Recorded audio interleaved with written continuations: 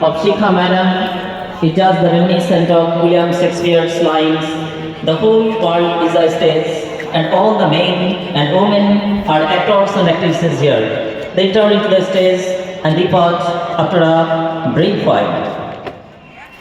Man may come and man may go, but the flow of education will remain intact. This is the law of nature."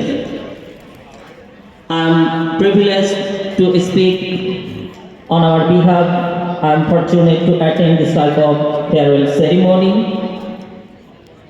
Shikha Madam contributed a lot for enhancing learning for long 34 years. She accelerated the pace of learning years after years.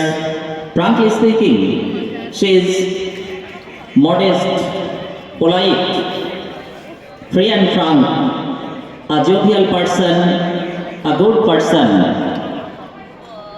On this parting day, I just pray to God the Almighty so that she may stay fine and blessed. As she lives close by, I just suggest that, Madam, you must come in touch with our institution and express your valuable suggestions and enrich us greatly. That's all. Thank you.